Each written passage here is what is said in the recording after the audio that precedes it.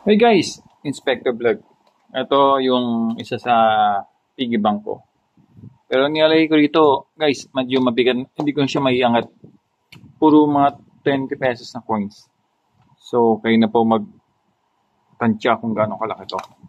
Kasi ito kandangkal niya, kaya ang katawan pa lang. Ayan, guys. May ano po siya sa ilalim, may butas. Tinakpan ko lang tape para magamit natin ulit. So, guys, ayan po. Puro 20 lang lalagay natin.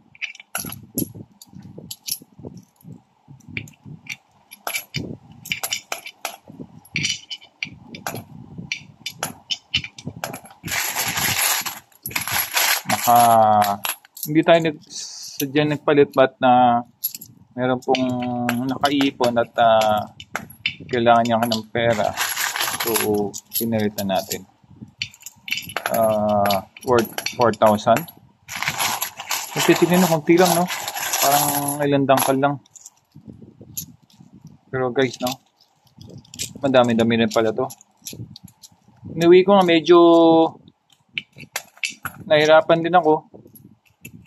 Kasi naka-motor lang din ako.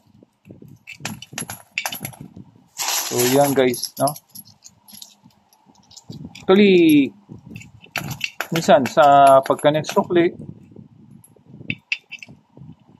tinatanong ko rin yung tao kung pwede, 20 pesos. May tape eh. Inaayos natin yung tape para hindi siya magdikit-dikit. May tape kasi.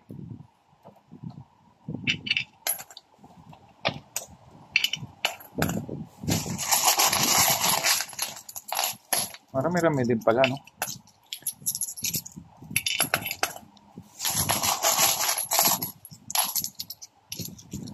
Kasi minsan, napagpalagay ako ng 100, minsan 20, minsan 40, minsan 60. Madalas po, mga 40, sabihin 2 peraso. Minsan naman walang-wala. Sabihin, siyempre, medyo marami din kasi nag-iipon ng 20 pesos na coins eh. So that's why medyo mahirap din makakita ng 20 pesos. Even though pumunta kayo ng bangko. Medyo mahirap na makahanap. Yan lang, hugas na yung kamay. Medyo marami kasi ang coins. Last time kasi bilang ko talagang dumi. Hindi na tayo nag-gloves, no? Last time isang vlog natin. Tayo. Nag-gloves tayo ng nitrile gloves.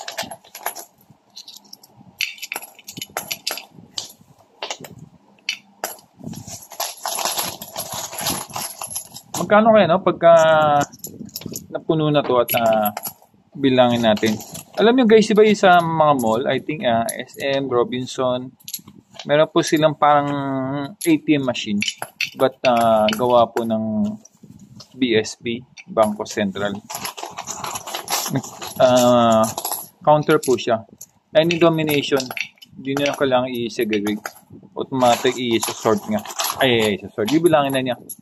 Pero yung mga yupe, minsan kasi coins may yupe, or yung sobrang no? Yung sobrang dumi, hindi na nababasa. Yun lang ang disadvantage. But accurate po siya. Kahit po 5 centimos o yung 1 cent. O yung kahit po yung may butas sa gitna na coins. Ayaw ko kung nakikita niyo pa ngayon yan. Parang wala na eh. Kasi marami nagreklamo. Sobrang gaan din, parang wala na yung value.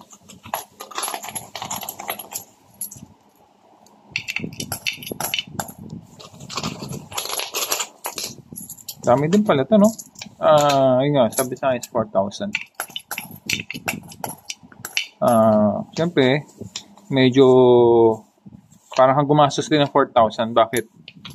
Kasi pinahit ko sa kanya is actually gusto niya Gcash eh. Pero may cash man that time. Parang imagine mo 4,000 kagad uhulog mo sa isang alkansya. Kasi tatawid yan. Itatabi mo, then pag na puno siya, saka mo siya ibubuksan. Diba? Imagine, no? Parang gumastos kayo ng 4,000.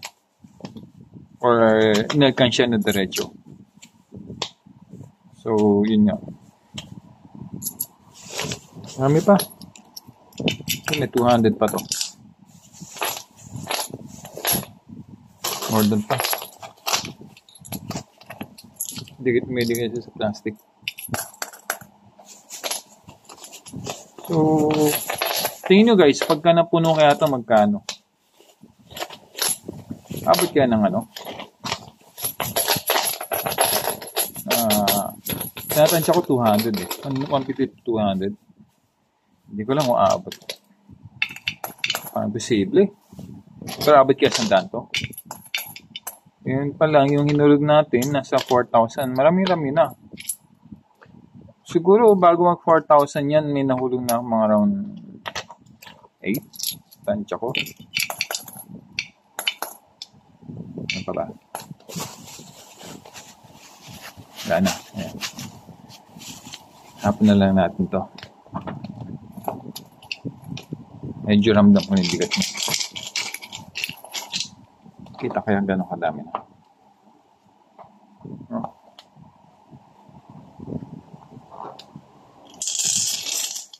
Ito, tinipang ko siya. Ilan. Diba? Inigyan ko rin ano yung paa niya kasi para di magasgas pagka ginagalaw. Problema ngayon, pag napuno ko, mabuhat ko pa kaya to or madala sa mga mall para mapalitan. Kasi medyo mabigat na talaga. Ayun no. Meron kayo siyang rubber ano talaga. Tinipang ko talaga ng duct tape din ano. Kaya kung kakayanin. Masking pala itong ginamit ko no. Dapat yung kwan talaga. Kaya parang ganitong tape.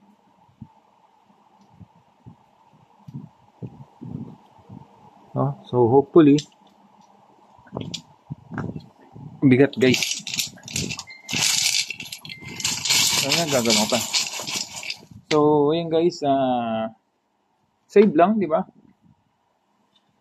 Imagine 4,000 kagad sa isang coins. Parang nag-shoot ng 4,000 pesos. So, ayun lang guys, sinure ko sa inyo.